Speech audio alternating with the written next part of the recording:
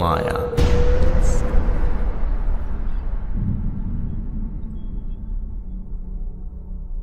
আমাদের ইন্দ্রিয়ের ক্ষমতা তৈরি হয়েছে আমাদের প্রয়োজনের কথা মাথায় রেখে। পেঁচার মতো চোখ বা বিড়ালের মতো কান আমাদের নেই, কারণ এই দুটোরই তেমন প্রয়োজনও আমাদের নেই। যে জিনিস নিয়ে আমরা গর্ব করতে পারি তা হলো আমাদের মস্তিষ্ক, এবং সেই কারণেই মস্তিষ্ক মাঝে মাঝে আমাদের জানান দেয় চোখ আর কানের উপর অতটাও ভরসা করতে নেই। শুনতে থাকুন সৌমিত্র বিশ্বাসের কাহিনী মায়া।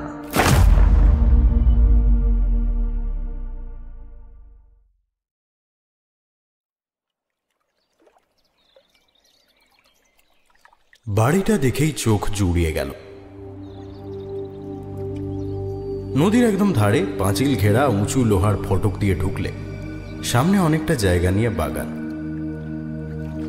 তার মাঝখান দিয়ে লাল মোড়ামের রাস্তা চলে গেছে শটান সাদা চওড়া সিঁড়ি অবধি। বেশ খানিকটা উঠে বাড়ির ভেতরে ঢুকতে হয়। স্বাতী বলে উঠল, ওয়াও, দেখেছো? ভাস্করদা একটু বাড়িয়ে বলেনি। ভাস্কর এটারই হদিশ দিয়েছিল। ফলতার কাছে খুব সুন্দর একটা জায়গা আছে, দেখতে পারিস। দোল, পরদিন হোলি আর তারপর গুড ফ্রাইডে মিলিয়ে মোট পরপর 5 দিন ছুটি। আমি আর সাথী প্ল্যান করছিলাম কাছাকাছি যদি কোথাও ঘুরে আসা যায়, কিন্তু আমরা যা ভেবেছি অন্য লোকেরা গতকালই তা ভেবে ফেলেছে। ফলে সর্বত্রই ছোট সেতুরি। হাল ছেড়ে দেওয়ার মুখে ভাস্করের অফারটা পেয়ে নড়ে চড়ে বসলাম। কিরকম? ফলতা এক্সপোর্ট জোনের নাম শুনেছিস তো? তার ঠিক বাইরেই নদীর ধারে শাহাদের পুরনো জমিদার বাড়ি। সাহা মানে? আরে গড়িয়াহাটের একদম মোড়ের ওপর সাহা প্যালেস দেখিসনি? যার একতলার এক পাশে জুয়েলারির দোকান আর অন্য পাশে স্টেট ব্যাংকের এটিএম। খেয়াল করিনি, যাই হোক আগে বাড়ো। তো ওই শাহাদের সম্পত্তির কোনো মা বাপ নেই। 200 বছর ধরে মদ বেচছে বস। তারপর আরও নানা দিকে নানা ব্যবসা বাড়িয়েছে। দাঁড়া দাঁড়া, মদের সাহা মানে সল্ট লেকে দি এরিয়েল বলে যে ঝিনচাক রেস্তোরাঁটা? হ্যাঁ, ওরাই। কলকাতায় থাকলেও এদিক সেদিক যে আরও কত প্রাসাদ করে রেখেছে ঠিক নেই। আচ্ছা, অনেকদিন আগে মৌটুসি বলে একটা বাচ্চাকে বলি দেওয়া হয়েছিল। তখন এক বিমলেন্দু সাহার নাম জড়িয়েছিল। সে কি এই সাহা প্যালেসদেরই কেউ?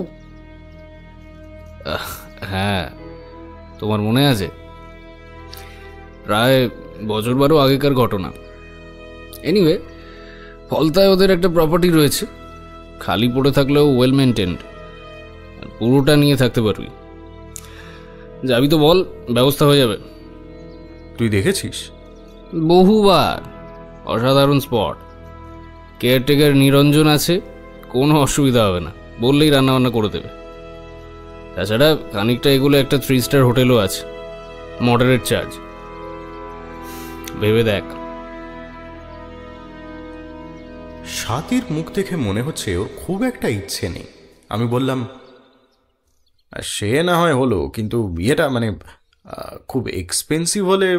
আরে কিচ্ছু লাগবে না। সাহাদের সঙ্গে আমার যে সম্পর্ক, তাতে আমার বন্ধু পয়সা দিতে চাইছে শুনলে তেড়ে মারতে আসবে। তবে হ্যাঁ, খাওয়াটা তো নিজের। আচ্ছা, মৌটুসির ঘটনাটা কি ওই বাড়িতেই হয়েছিল? সে আমি কি করে বলবো? দেখো, 12 বছর আগের ঘটনা। তোমাদের যদি খুঁতখুঁতানি থাকে তাহলে ভেবে দেখো। তাড়াহুড়ো তো কিছু নেই। না মানে তা নয়, আসলে কেমন একটা লাগছে। লাগছে মানে কি? ভয়? ধরো ওই বাড়িতেই মৌটুসির কেসটা হয়েছিল, তো সে কি ভূত হয়ে তোমাদের ঘাড় মটকাবে? ধ্যাত, আমি তাই বলেছি। আর ঠিক আছে, একটু ভেবে নি। গেলে তুই অ্যারেঞ্জ করে দিবি তো? Yes sir. তোদের এই কসবা থেকে গাড়িতে খুব বেশি হলে 1.5 ঘন্টা। সকাল সকাল বেরিয়ে পড়তে পারলে ভালো, আমতলার জ্যামটা অ্যাভয়েড করা যাবে।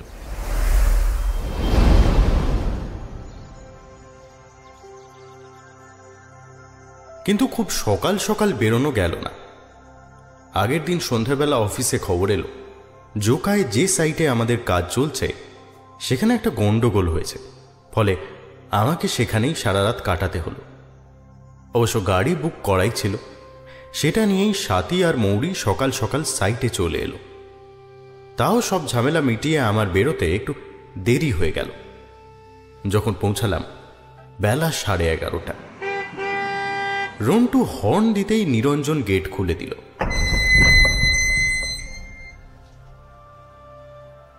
বাঁদিকেই গাড়ি রাখার জায়গা। নিরঞ্জন ব্যাগ নিয়ে আগে আগে চলল, পেছনে আমরা। হাঁটতে হাঁটতেই মৌরি বলে উঠল, বাবা বাবা, দেখো বাড়িটা কিরকম দুহাত বাড়িয়ে আমাদের ডাকছে। ঠিকই, বাড়িটা সোজা উঠে রয়েছে, আর দুপাশে হাফ সার্কেল হয়ে টানা বারান্দা আর সার সার খিলান।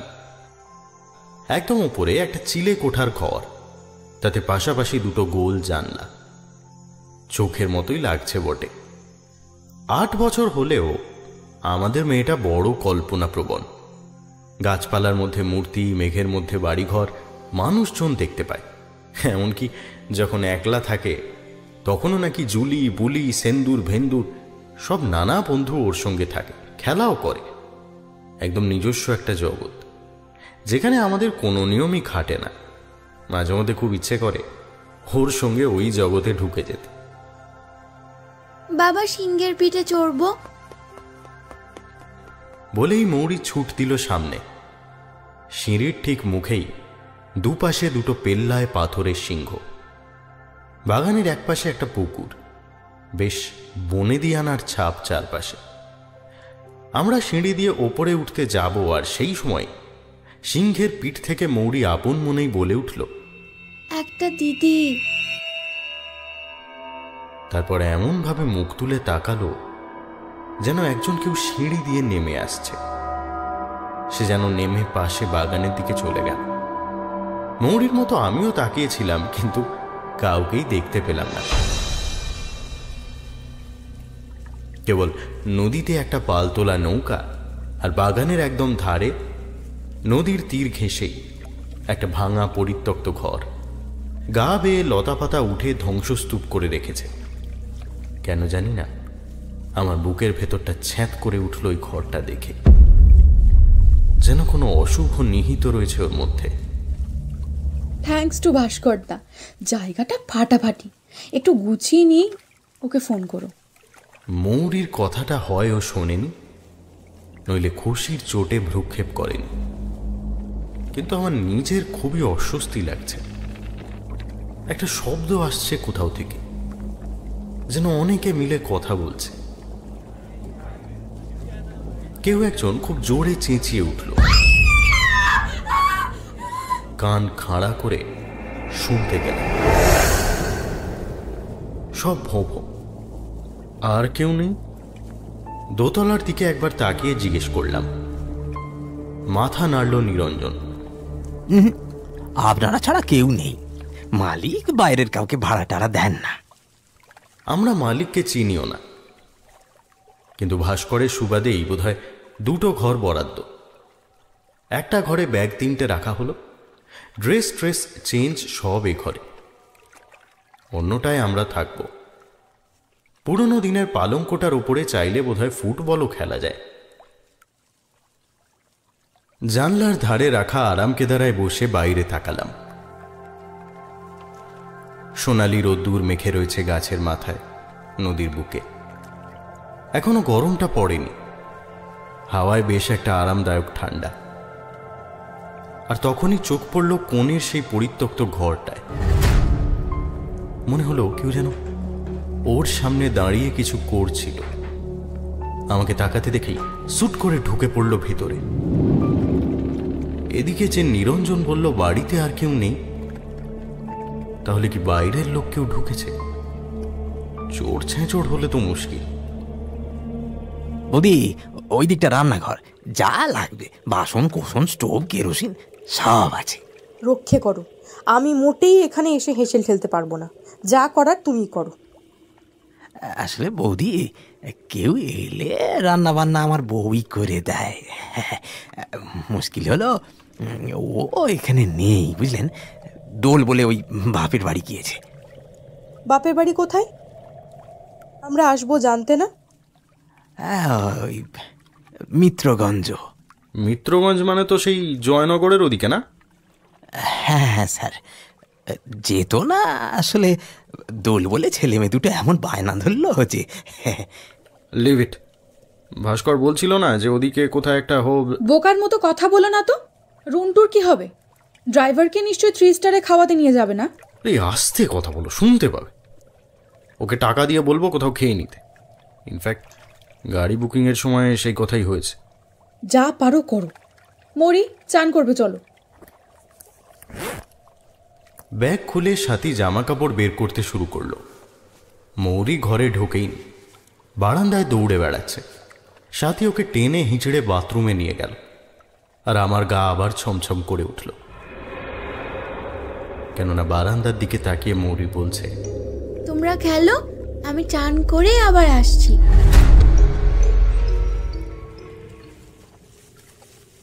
নিরঞ্জনকে টাকা দিয়ে ভালো করে বুঝিয়ে দিলাম দুপুরে কি আনতে হবে। রন্টুর কথা তুলতেই বলল, স্যার ড্রাইভার দাদাকে নিয়ে ভাববেন না, আমার বাড়ি নিয়ে চলে যাচ্ছি, ওখানেই থাকবে খাবে। তা কি গো, অসুবিধা নেই তো? না না, অসুবিধার কি আছে? আপনারা যদি বেরোন তাহলে সে ভাবতে হবে না, একটা ফোন করলেই আমার সাইকেলটা নিয়ে চলে আসবে, গাড়ি এখানেই থাকুক। আমরা এক্ষুনি কোথাও যাচ্ছি না, বিকেলে দেখি কি করি। আচ্ছা, হোটেলটা কত দূরে? এই তো এই সামনেই, নদীর ধার দিয়ে গেলে ওই 5-6 মিনিট, গাড়িতে গেলে ওই দিক দিয়ে অনেকটা ঘুরতে হবে। তাই নদীর ধারের রাস্তা সেফ? না না, এখানে কোনো গন্ডগোল ফন্ডগোল নেই। আপনি যত রাত অবধি ঘুরুন না কেন, কিচ্ছু হবে না। আর বাঁধানো রাস্তা, চলতে ফিরতেও সুবিধে। চুরি চামারির ভয় নেই তো? আগে না না, আপনি সব জিনিসপত্র সারা রাত বাইরে রেখে দিন না, কিচ্ছু হবে না, কিচ্ছু হবে না। তা রাতে কি খাবেন? সে ও বেলা দেখা যাবে। চারপাশ নিস্তব্ধ, নদীর ওপরে রোদ্দুর ঠিকরে যাচ্ছে। বাগানটাতে প্রচুর গাছ, নারকেল, সুপুরি, আম, কাঁঠাল, কলা সব। সামনে তাকালাম, একটা নৌকা দুলতে দুলতে আসছে। ওটা কি মাছ ধরার নৌকা? কাল ভোর ভোর উঠে একবার গিয়ে দেখলে হয়।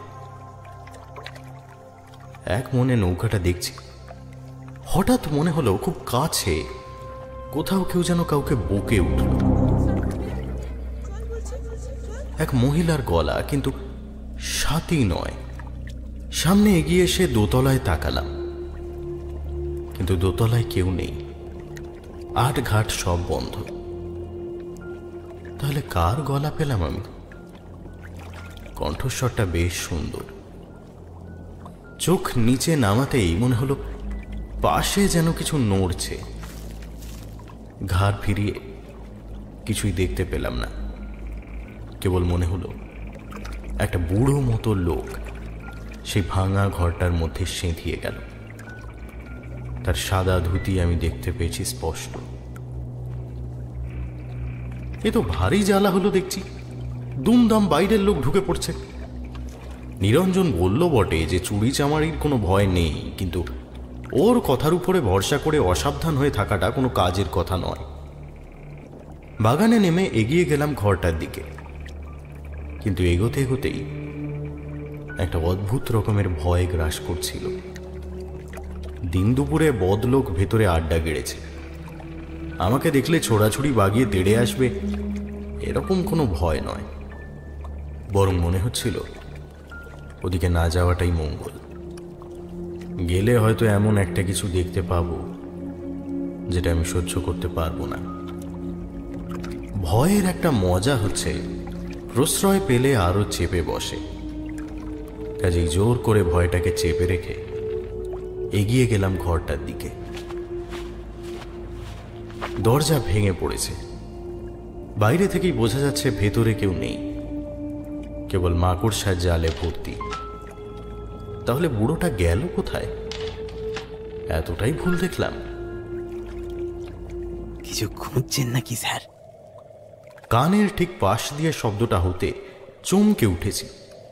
নিরঞ্জন। জোর ভয় পেয়েছিলাম। তুমি এখানে খাবার আনতে যাওনি? একটু উষ্মা বোধহয় প্রকাশ পেল আমার গলায়। পাওয়াই স্বাভাবিক, এমনভাবে কেউ ভয় দেখায়? যাচ্ছি স্যার, যাচ্ছি, বেশি দেরি হবে না, যাবো আর আসবো। তা এখানে কি দেখছেন? এই ঘরটা কিসের? ঠিক জানি না স্যার, তবে শুনেছি আগে নাকি কি একটা মন্দির ছিল, তারপরে এখানে কি একটা অ্যাক্সিডেন্ট হয়, সেই থেকে এরকমই পড়ে আছে। অ্যাক্সিডেন্ট মানে? কি হয়েছিল? জানি না স্যার, আমি তখনও এ বাড়িতে আসিনি, তবে শুনেছি রাত্রিরে নাকি কারো মধ্যে কিছু দুম করে বাজ পড়েছিল। ঝড় নেই, জল নেই, হঠাৎ বাজ। ইস, ভেতরে কেউ ছিল তখন? জানি না স্যার। কতদিন আগে? তা হবে ওই 10-12 বছর তো হবেই। আমার মাথার মধ্যে ভোঁ ভোঁ করে উঠল। 10-12 বছর আগেই না মৌটুসির ঘটনাটা ঘটেছিল? এখানে কি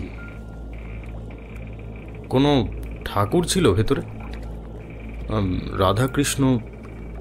না স্যার, রাধাকৃষ্ণ নয়, শুনেছি ওই মায়ের পুজো হতো, তবে ওই যেরকম মা কালী দেখা যায় ঠিক তেমনটা নয়। তবে সে জানি না বাবু, তবে সে মূর্তি নাকি ভিন্ন রকমের ছিল। ভিন্ন রকম মানে কিরকম? আমি খুঁচিয়ে খুঁচিয়ে জানতে চাই। আসলে আইকনোগ্রাফি ব্যাপারটা আমার বেশ ইন্টারেস্টিং লাগে। সুযোগ পেলেই এই নিয়ে নাড়াঘাটা করি। সেই করতে গিয়ে বেশ কিছু তন্ত্রের বইও ঘাঁটা হয়ে গিয়েছে। কাজেই অন্য রকমের কালী মূর্তি শুনে তো আকৃষ্ট হবেই। কিন্তু হাঁদা নিরঞ্জন কিছুই বলতে পারল না, অথবা বলল না। কি করছো কি ওই জঙ্গলের মধ্যে? কোথায় সাপখোপ আছে তার ঠিক নেই, চলে এসো ওখান থেকে। আচমকা নারী কণ্ঠ শুনে চমকে উঠেছি। তারপর দেখি সিঁড়ির ওপরে সাথী দাঁড়িয়ে দাঁড়িয়ে ভিজে চুল ছাড়ছে। না না, সাপ খুব কিছুই এ বাগানে নেই, কোনো চিন্তা নেই। আমাদের হয়ে গেছে, তুমি এবার চান করে নাও।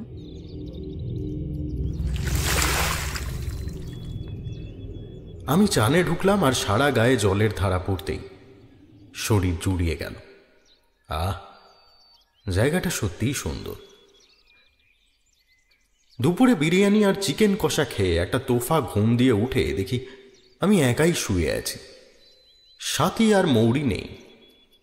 আরও কিছুক্ষণ আলস্য ভরে শুয়ে থেকে বাইরে উঁকি মারলাম।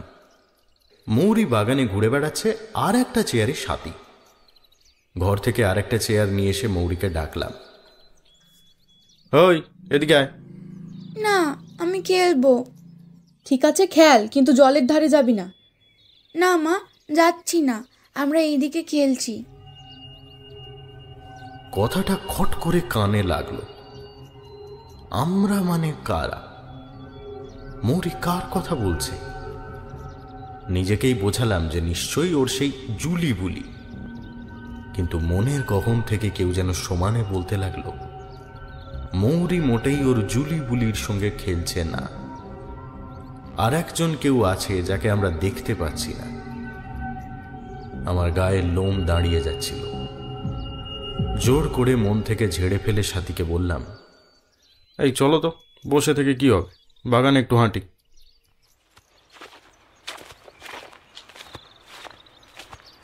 হাঁটতে হাঁটতে গল্প করছিলাম। হঠাৎ সাথী বলল, ধূপ জ্বালিয়েছে কোথাও? কোথায়? জানি না, গন্ধ পাচ্ছ না? কই না তো।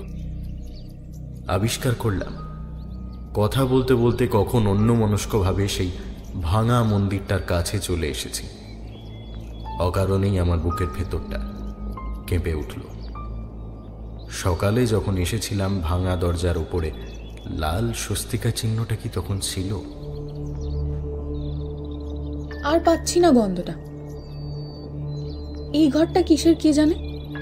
ও পুরনো মন্দির ছিল। তাই? সাবধান, জঙ্গল হয়ে আছে কিন্তু। একটু এগিয়ে উঁকি ঝুঁকি মেরে সাথী আমার দিকে ফিরে হাসল। সুরসুন্দরী বলে কেউ সম্ভবত মন্দিরটা প্রতিষ্ঠা করেছিলেন। কেন? সাথী আঙুল তুলে ভাঙা দরজার ওপরে দেখালো। শ্বেত পাথরের ওপরে খোদাই করা ওং আগ সুর সুন্দরী শাহ লেখাটা মুছে মুছে গেলেও পড়া যায়। আমার অদ্ভুত লাগছিল। সকালে এসেও চোখে পড়ল না লেখাটা, অথচ এই সন্ধ্যের ঝোঁকে আলো আধারিতে তো দিব্যি দেখতে পাচ্ছি। কি হচ্ছে আমার? ওখান থেকে ফিরে যখন সিঁড়ির কাছে, তখনই মৌরি ছুটতে ছুটতে এলো। বাবা, জল খাবো। এই রে, ওর জলের বোতলটা আনা হয়নি। চল ঘরে গিয়ে দিচ্ছি, চল। উফ, খুব জল তেষ্টা পেয়েছে, তাড়াতাড়ি দাও। এই রে, ঠিক আছে, আমি গিয়ে বোতলটা নিয়ে আসছি, তোমরা বসো। সিঁড়ি দিয়ে উঠে ভেতরে ঢুকতে ঢুকতে মৌরির গলা পেলাম। মা মা, দেখো কি বিরাট জাহাজ, কত আলো। হ্যাঁ, ওই দেখো পেছনে আরেকটা। কটা জাহাজ দেখলে গোনো তো। সাথীর গলা শুনে আমার শিরদাঁড়া বরাবর ঠান্ডা কিছু একটা চলে গেল। কেননা মৌরির গলা সিঁড়ির নিচ থেকে পেলেও আমি স্পষ্ট শুনলাম সাথীর গলা ভেসে এলো ওপরের বারান্দা থেকে। আমি ঘরে পা দিলাম। ভয়ে আমার সর্বশরীর কাঠ হয়ে গেল। খাটের ওপর ওটা কে শুয়ে রয়েছে? আবছা অন্ধকারে দেখতে পাচ্ছি খাটের উপরে কেউ একজন শুয়ে রয়েছে। স্পষ্ট দেখতে পাচ্ছি নিঃশ্বাসের তালে তালে তার পেট উঠছে নামছে। অস্পষ্ট গোঙানিও শুনতে পেলাম মনে হলো। আমার পা দুটো ঠকঠক করে কাঁপতে লাগলো। সারা দেহ কেমন অবশ হয়ে আসছে। মাথাটা হঠাৎ বড় হালকা লাগছে। আমি বলতে চাইছিলাম কে ওখানে, কিন্তু গলা দিয়ে স্বর ফুটছিল না। পা দুটো ক্রমশ ভারী হয়ে যাচ্ছে। আলো জ্বালবারও সাহস নেই। আলো জ্বাললে কাকে দেখবো, কি দেখবো কে জানে। মাথার উপরে হঠাৎ কচি পায়ের ধূপ ধূপ শব্দ জেগে উঠল। কেউ যেন দৌড়ে বেড়াচ্ছে, কিন্তু উপরে তো কেউ নেই। একটা বাচ্চার কলকল। তারপরেই আমার পেছনের দরজায় ক্যাঁচ করে শব্দ। চেতনা হারানোর মুহূর্তে আলোটা জ্বলে উঠল আর চেনা গলা বলে উঠল, অন্ধকারে ভূতের মতো দাঁড়িয়ে রয়েছো কেন? আলোটা তো জ্বালে মানুষ। সাথীকে দেখে আমার যেন ঘাম দিয়ে জ্বর ছাড়ল। ওহ, কি ভয়টাই না পেয়েছিলাম।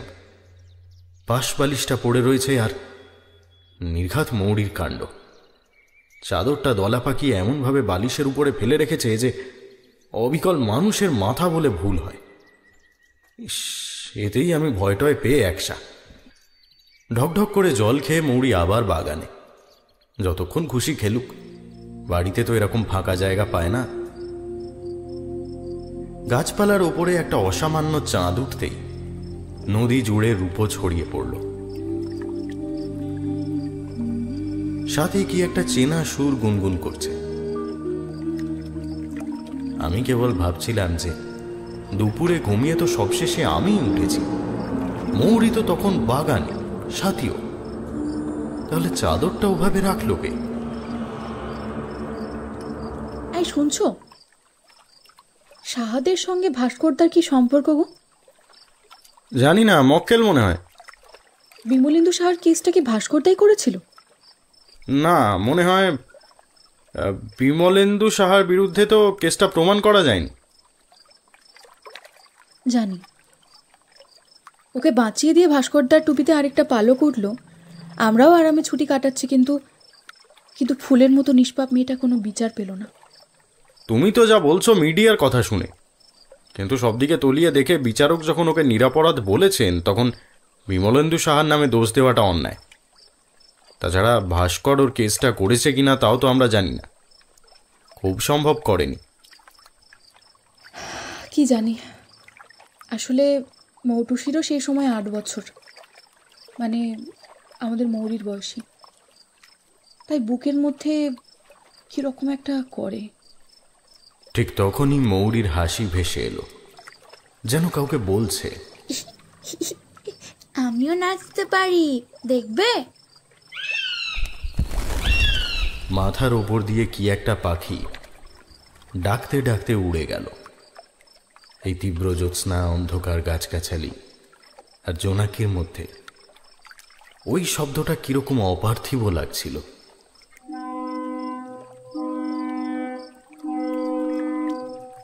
হ্যাঁ গো, এখানে এত স্টিমার আর জাহাজ কেন? আসলে বাঁদিকে ডায়মন্ড হারবার আর ডান দিকে ফলতা এক্সপোর্ট জোন, সেই জন্যই হয়তো। আর ওপারে ওই যে আলো জ্বলছে, ওখানে হলদিয়া। একটা ছোট আলো ঝলমলে স্টিমার বেরিয়ে গেল। হঠাৎই সাথী আর্তনাদ করে উঠল। কি হয়েছে মামুনি, ওরকম করছিস কেন? ফ্যাটফেটে জ্যোৎস্নায় ঝুপসি ঝুপসি গাছের সামনে দাঁড়িয়ে, হাত দুটো সামনে বাড়িয়ে রেখে পেছনে একটু হেলে মৌরি পাগলের মতো ঘুরছে। মনে হচ্ছে যেন কেউ ওর হাত দুটো ধরে রেখে ওকে ঘোরাচ্ছে। ওর চুল উঠছে, সর্বাঙ্গে চাঁদ ঠিকরে যাচ্ছে, আর সেই সঙ্গে একটা অদ্ভুত খলখল করে হাসি।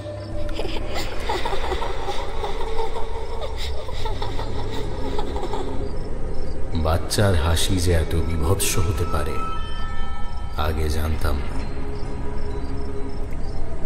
শরীরে কাঁটা দিয়ে উঠল। তারপরে দুজনেই দৌড়ে গিয়ে চেপে ধরতে নাচটা বন্ধ হলো বটে, কিন্তু ওই ভয়ঙ্কর খলখল হাসি কিছুতেই থামছে না।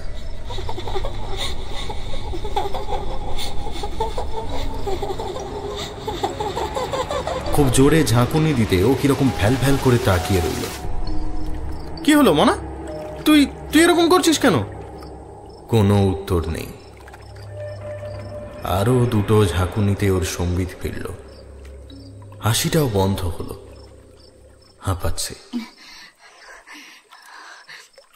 সাথী ওকে জড়িয়ে ধরে আবার জিজ্ঞেস করলো, কি হয়েছে মামুনি, ওরকম করছিস কেন?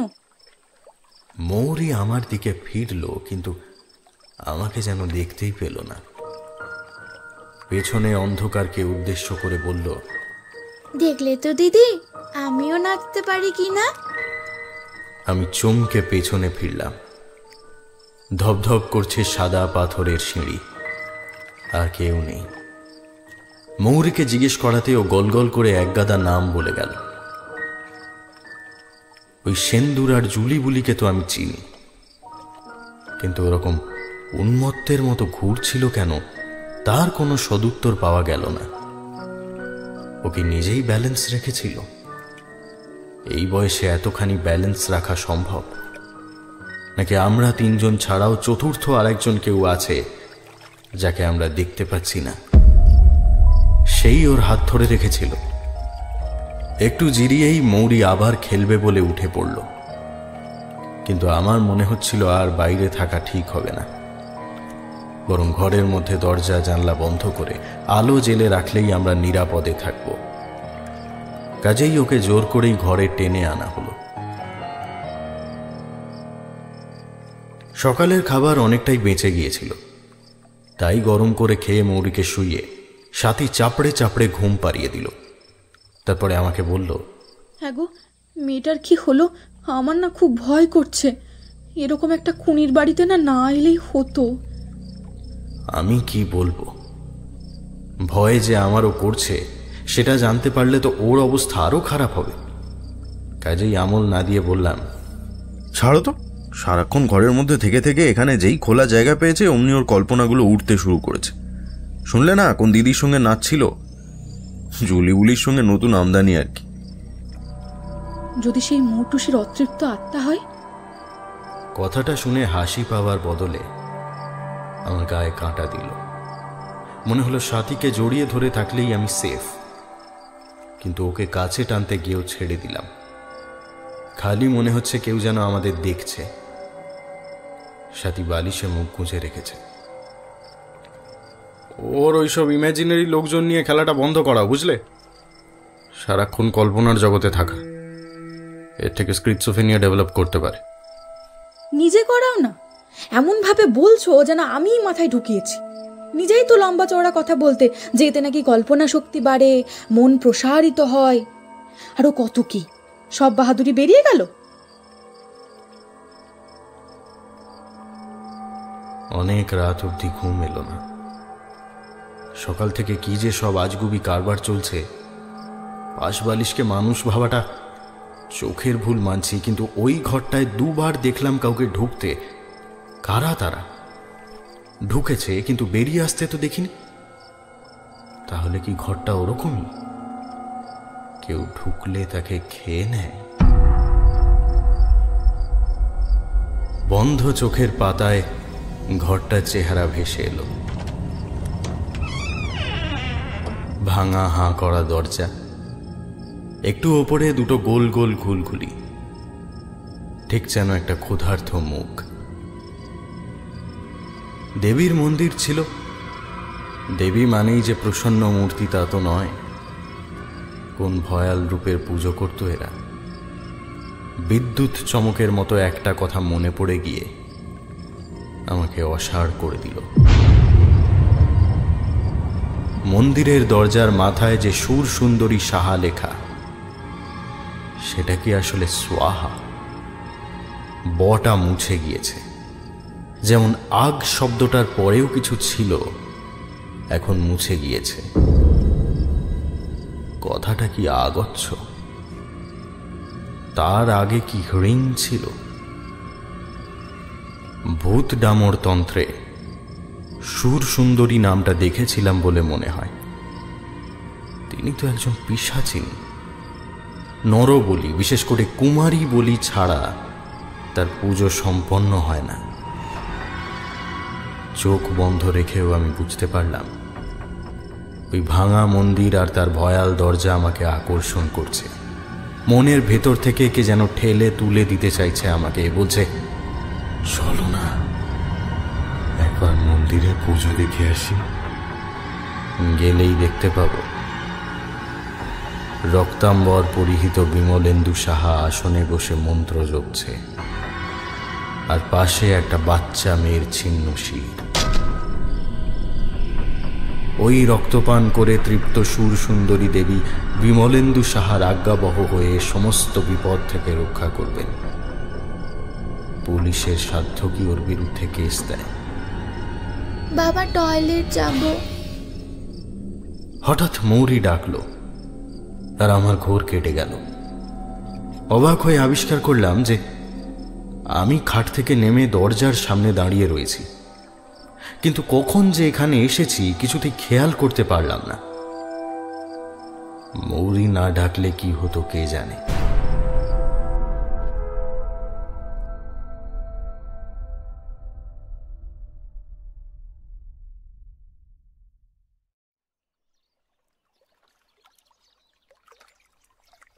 সকালে ঘুম ভেঙে প্রথমেই মনে হলো এত আরামে বহুদিন ঘুমাইনি।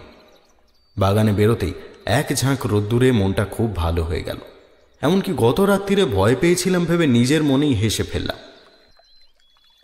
আসলে 12 মাস 30 দিন 3 কামরার ফ্ল্যাটে মেয়ে, বউ আর বুড়ো মাকে নিয়ে থাকতে থাকতে আচমকা যদি এরকম নির্জন একটা জায়গায় এসে পড়তে হয়, তাহলে মন থেকে গুছিয়ে নিতে, মানিয়ে নিতেও তো একটা সময় লাগে। কাল সেটাই হয়েছিল আর কি। নিরঞ্জনের আনা গরম গরম লুচি তরকারি খেয়ে নদীর পাড় ধরে হাঁটতে বেরোলাম। ওই হোটেলটাও খুব দূরে নয়, কাজেই দুপুরে নিরঞ্জনকে দিয়ে খাবার আনানোর দরকার পড়ল না, নিজেরাই চলে গেলাম। ফিরে এসে আমি আর সাথী একটু গড়িয়ে নিলেও মৌরি কিছুতেই ঘুমোলো না। সারা দুপুর জানলার ধারে বসে নিজের মনে এলো পাথাড়ি বকবক করে গেল। চোখটা বেশ লেগে এসেছিল, কিন্তু সাথীর বকুনি আর মৌরির কান্নার শব্দে সেটা চটকে গেল। কেন যে সারাক্ষণ মেয়েটার পিছনে খিটির খিটির করে? দুদিনের জন্য বেড়াতে এসেও মেয়েটাকে না বকলে নয়। খেলছে খেলুক না। জানো ও কি করেছে? একলা একলা দোতলায় উঠে গেছে। আমি যখন ওকে খুঁজছি তখন বারান্দা থেকে আমায় ডাকছে। ঠিক আছে, তার জন্য এত বকার কি আছে? দাঁড়াও, এখনো শেষ হয়নি, নামার সময় একটা পুতুল নিয়ে চলে এসছে। এরা কি ভাববে বলো তো? কে আবার কি ভাববে? কেউই তো নেই। ফেরার সময় আবার রেখে দিলেই হলো। চেঁচামেচি না করে মেয়েটাকে একটু নিজের মনে থাকতে দাও। বলে আমি মৌরিকে কাছে টেনে নিলাম, মাথায় হাত বুলিয়ে আদর করে ওকে নিয়ে বাগানে নেমে গেলাম। কিছুক্ষণ পর মৌরি, সাথী আর আমার মধ্যে চোর পুলিশ খেলা জমে উঠল। কিন্তু তার মধ্যেও আমার মাথায় টিকটিক হচ্ছিল, বারবার ওপরে তাকাচ্ছিলাম। শেষে আর থাকতে না পেরে বললাম, তোমরা খেলো, আমি জল খেয়ে আসি। ওদের বাগানে রেখে সিঁড়ি দিয়ে ওপরে উঠে এলাম, যদিও উঠতে রীতিমতো ভয় করছিল। কি বিশাল বাড়ি রে বাবা! নির্জনতার মধ্যে আমার পায়ের আওয়াজে চারপাশ থমথম করতে থাকলো। কিন্তু যা দেখার এখনই দেখে নিতে হবে, সন্ধে হয়ে গেলে আর পারবো না। বেশ অনেকগুলো সিঁড়ি ভেঙে দোতলার ল্যান্ডিংয়ে উঠে বাঁক নিতেই আমার সারা গা দিয়ে ঠান্ডা স্রোত বয়ে গেল। সিঁড়ির শেষে একটাই দরজা, আর সেখানে পেল্লায় একটা তালা ঝুলছে। ভেতরে ঢোকার কোনো পথই নেই। তাহলে মৌরি বারান্দায় গেল কি করে? কে তালা খুলে দিল? দরজার ওপরে ওরকম ভয়ানক দুটো চোখই বা আঁকা কেন? কিভাবে যে নিচে এসেছিলাম জানি না। সাথীকে কিছু বলা যাবে না, ভয় পাবে। যদিও সম্ভাব্য উত্তর হচ্ছে যে দুপুরে নিরঞ্জন এসেছিল, ওর সঙ্গেই মৌরি ওপরে গিয়েছে। কিন্তু সেটা বিশ্বাসযোগ্য ঠেকছে না, কেননা সাথী তো নিরঞ্জনের নাম করেনি।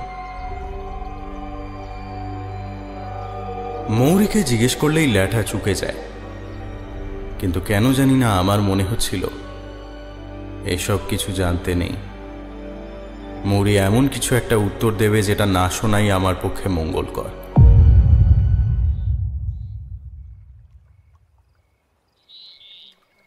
সন্ধ্যাবেলা চড়াচড় ভেসে যাচ্ছিল জ্যোৎস্নায়। আমরা দুজনে বাগানে বসে রয়েছি। মৌরি নিজের মনে সামনেই ঘুরছে। হঠাৎ বলল, বাবা নৌকো দেখবো। নদীর দিকে তাকিয়ে থাকো, দেখতে পাবে। কই নৌকো? একটাও তো নেই। এই ঘ্যান ঘ্যান করো না তো। কি হচ্ছে কি? কোথায় যাচ্ছ? যাও, চুপ করে বসে থাকো, উঠলেই মার খাবে। এত জোরে আমি চেঁচিয়ে উঠেছি যে সাথী অবধি চমকে গিয়েছে। কিন্তু আমার কিছু করার নেই। আমি স্পষ্ট দেখতে পেয়েছি যে ওই ভাঙা মন্দিরটা দাঁড়িয়ে হাতছানি দিয়ে মৌরিকে ডাকছে। তার সাদা দাঁতের ঝিলিক আমি দেখতে পেয়েছি, আর মৌরি স্বপ্নাবিষ্টের মতো পায়ে পায়ে এগিয়ে যাচ্ছিল সেই দিকে। কি হলো কি তোমার? এইভাবে কেউ মেয়েটাকে বকে? সাথী কাছে টেনে নিল মৌরিকে, আর মন্দিরের দিক থেকে এক ঝলক ঠান্ডা হাওয়া বয়ে গেল আমাদের ছুঁয়ে। ঠিক যেন অতৃপ্তির দীর্ঘশ্বাস। মনে হলো দোতলার বারান্দা থেকে কে যেন ঝুঁকে আমাদের দেখছে, নানাভাবে আমাদের দৃষ্টি আকর্ষণের চেষ্টা করছে। আমি প্রাণপণে নিজেকে ওপরে তাকানো থেকে বিরত রেখেছি। সেই সময় দূর থেকে একটা সাইরেন বেজে উঠল। আমি বলতে গেলাম যে এবার স্টিমার আসছে, কিন্তু বলার আগেই মৌরি ওর মায়ের হাত ছাড়িয়ে দৌড়ে গেল সিঁড়ির দিকে। এক লাফে চড়ে বসল সিংহের পিঠে। স্টিমারের দ্বিতীয় সাইরেনটা দিতেই মৌরি পাশের সিংহের দিকে তাকিয়ে বলে উঠল, 1 2 3 স্টার্ট। তারপরই দুলতে শুরু করলো। সে কি ভয়ঙ্কর দোলা, যেন পুরো পাগল হয়ে গিয়েছে।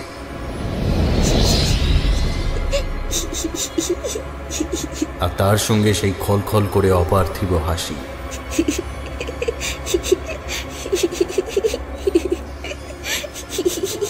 আমি যে গিয়ে ওকে থামাবো সে ক্ষমতাও আমার নেই। পা দুটো একদম জমে গিয়েছে। তাছাড়া এগোতে গেলেই ওপরে যে দাঁড়িয়ে আছে তার সঙ্গে চোখাচোখি হয়ে যাবে। কেউ একজন নেমে আসছিল তখন সিঁড়ি দিয়ে, মৌরির পেছনে এসে দাঁড়ালো। আর তখন যেন বহু দূর থেকে সাথীর গলা ভেসে এসে আমার চেতনায় আঘাত করল। হাঁ করে দেখছো কি? মেয়েটা যে পুড়ে যাবে, কোনো হুঁশ নেই। সম্বিত ফিরে পেয়ে দৌড়ে ওকে ধরতে যাব, স্টিমারটা তৃতীয় সাইরেন দিয়ে শাঁ শাঁ করে বেরিয়ে গেল। আর মৌরী অমনি সিংহের পিঠ থেকে নেমে একটা তীক্ষ্ণ শব্দ করে দৌড়ালো ভাঙা মন্দিরের দিকে। পরের মুহূর্তগুলো আমার আর মনে নেই, কেবল এইটুকু খেয়াল আছে যে কে যেন আমার অন্তঃস্থল থেকে বলে উঠেছিল, সব শেষ, সব শেষ। আর তারপর আমি মৌরীকে লক্ষ্য করে ঝাঁপ দিয়েছিলাম। ও তখন মন্দিরের দরজার ঠিক সামনে। আমার একটা দীর্ঘশ্বাস আমাদের ছুঁয়ে বেরিয়ে গিয়েছিল।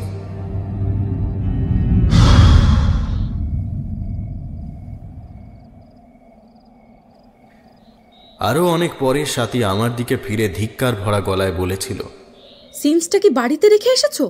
মেয়েটা ওইভাবে দুলছে আর তুমি হাঁ করে দেখছো। মৌরী তখন বিছানায় কাদা।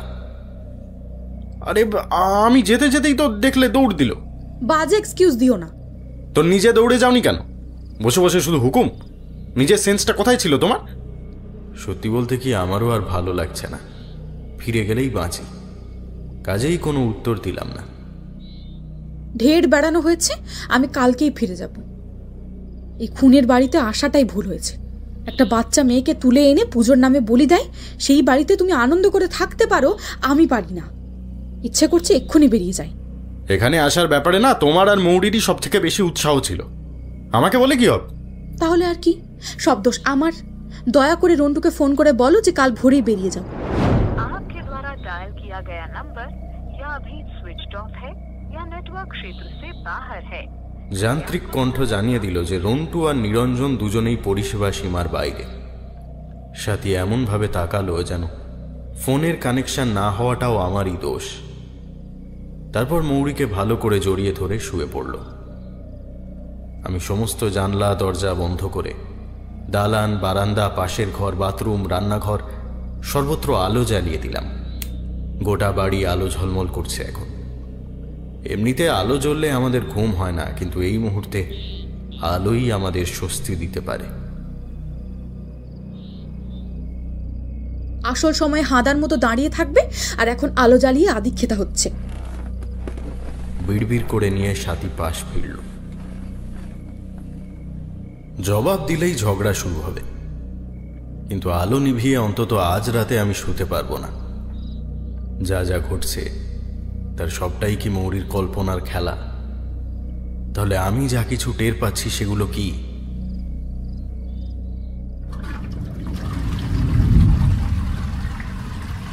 খুব সম্ভব ফ্ল্যাশ টানার শব্দেই ঘুমটা ভেঙে গিয়েছিল। বেশ খানিকক্ষণ কাটল, তবু সাথী ঘরে ঢুকছে না দেখে ঘাবড়েই গেলাম। কি হলো রে বাবা? দেখবো বলে উঠে বসতেই দেখি সাথী পাশে শুয়ে অঘরে ঘুমোচ্ছে। তাহলে বাথরুমে ফ্ল্যাশ টানলো কি? এখনো তো জলের শব্দ হচ্ছে। এত অন্ধকার কেন চারপাশে? আলোগুলো কে নেভালো? লোডশেডিং নাকি? কিন্তু বাইরে থেকে চাঁদের আলো আসছে কি করে? জানলা খুলল কে? কোনো রকমে খাট থেকে নেমে আলো জ্বালতেই চোখে পড়ল মৌরীর বালিশ ফাঁকা। সাথীকে ডেকেই ঊর্ধ্বশ্বাসে বাইরে দৌড়ালাম। দরজা হাট করে খোলা। বারান্দায় পা দিতেই স্টিমারের তীব্র সাইরেন। ভুতুড়ে জ্যোৎস্নায় চারদিক সাদা। মৌরী কোথাও নেই। আমি পাগলের মতো চিৎকার করে উঠলাম, মৌরী, মৌরী! কোনো সাড়া নেই। আমার বুঝতে দেরি হলো না ও কোথায়, ও কখন বেরিয়ে গিয়েছে জানি না। এতক্ষণে যা সর্বনাশ সবার হয়ে গিয়েছে। পাগলের মতো গিয়ে পড়লাম সেই মন্দিরের কাছে, আর সে হিংস্র দাঁত বের করে হেসে উঠল।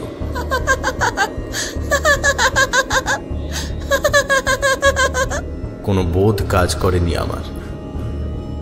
কোন শক্তিতে যে ভেতরে ঢুকে গেলাম জানি না। মুখে ঝাপটা মেরে 4-5টা চামচিকে বেরিয়ে গেল। মোবাইলের টর্চ জেলে দেখি ভেতরে শূন্য বেদি। দেবতার মূর্তি কোথায় হাওয়া হয়ে গিয়েছে কে জানে। আর সেই একটা হাঁড়ি কাঠ। কি কি একটা চ্যাটচ্যাটে জিনিস পায়ে লাগলো। টর্চ ফেলেই দেখি তার সামনে মামনি বলে আর্তনাদ করে উঠল সাথী। সেও যে পেছনে পেছনে দৌড়ে এসেছে টের পায়নি।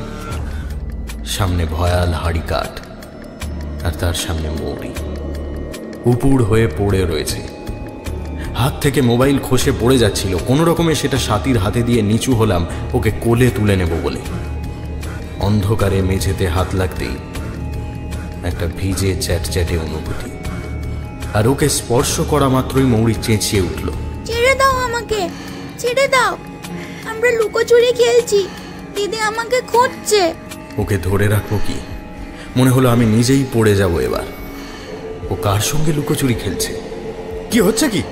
মৌরি, মৌরি তাকাও আমার দিকে। মৌরি ছটফট করে নিজেকে ছাড়ানোর চেষ্টা করতে করতেই অন্ধকার বেদির দিকে তাকিয়ে বলল, এটা হবে না, বাবা ধরে রেখেছে আমাকে, এখন ছুঁয়ে দিলে হবে না। সাথীর মুখ ফ্যাকাশে হয়ে গিয়েছে। মৌরিকে সমস্ত শক্তি দিয়ে জাপটে ধরে পাঁজা কোলা করে তুলে নিয়ে আসতে যাব, জামা ধরে কেউ টানল। পেছনে না তাকিয়ে সবলে সেই টান অগ্রাহ্য করে বেরিয়ে এলাম আমি। ফড়ফড় আওয়াজে বুঝলাম জামাটা ছিঁড়েছে। মুখে আবার চামচিকের ঝাপটা লাগলো। ঘরে ফিরে এসে মৌরিকে জোর করে শুইয়ে দিয়ে আমরা জড়সড় হয়ে বসে রইলাম। ভালো করে হাত ধোয়া সত্ত্বেও সেই চ্যাটচ্যাটে অনুভূতিটা যাচ্ছে না। কি লেগেছে কে জানে। গোটা বাড়ি আবার আলোয় ভরা, জানলাগুলো আবার বন্ধ, চারপাশ শব্দহীন। রাত কাটতেই চাইছে না। বাইরে কি ঝড় উঠেছে? নাহলে বন্ধ জানলার পাল্লায় কে ধাক্কা দিচ্ছে এইভাবে?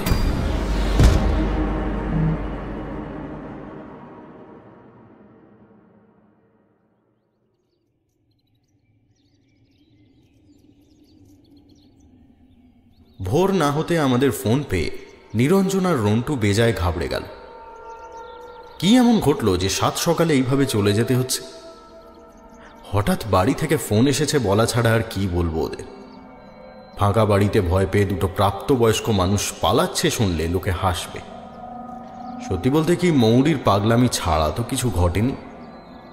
কিন্তু নিরঞ্জনের মুখ দেখে মনে হচ্ছিল ও বুঝতে পেরেছে অনেক কিছু। ও হয়তো অনেক কিছুই জানে, কিন্তু আমাদের বলেনি। ফেরার পথেও গোটা রাস্তা আমাদের মুখে কোনো বাক্য ছিল না। দূর থেকে আমাদের কমপ্লেক্সটা দেখতে পেয়ে একটা স্বস্তির নিঃশ্বাস বেরিয়ে এলো আমাদের বুক থেকে। আমি মোড়ের মাথায় নেমে যাই, তুমি আর মৌরি বাড়ি চলে যাও। কেন? দুধ নিতে হবে তো। আর বাড়ি গিয়ে দেখো ফ্রিজে ডিম আছে কিনা, না থাকলে আমাকে ফোন করে জানিয়ে দিও, কিনে নেব। মা, আমিও যাব। বলে মৌরি নেমে গেল। আমি একা গাড়ি নিয়ে এসে নামলাম কমপ্লেক্সের সামনে।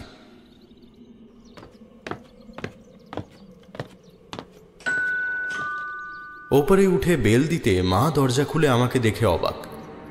ও মা, তুই চলে এসেছিস? আমি কিছু বলার আগেই মা ভেতরের দিকে মুখ ঘুরিয়ে ডেকে উঠল, মরি, দেখবি আয়, বাবা এসে গিয়েছে। পর মুহূর্তে একটা চেনা পায়ের শব্দ, আর তারপরেই বাবা, বাবা। কিন্তু মৌরি আমার উপরে ঝাঁপিয়ে পড়ার আগেই আমার মাথার মধ্যে একটা বিস্ফোরণ ঘটে গেল। আমি তাহলে কাদের নিয়ে ফলতা গিয়েছিলাম?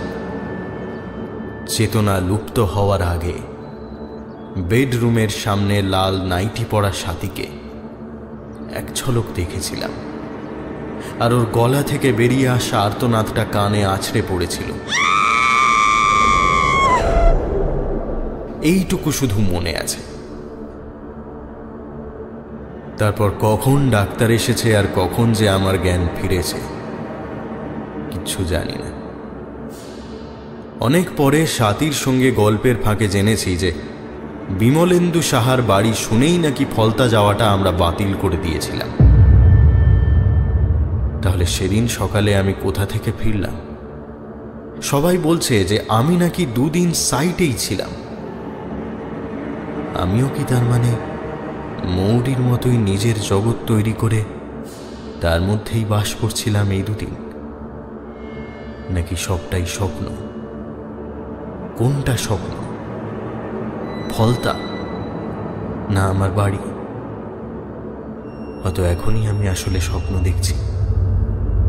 সুর সুন্দরীর মন্দির হয়তো আমাকে ঘুম পাড়িয়ে আটকে রেখেছে, কে জানে।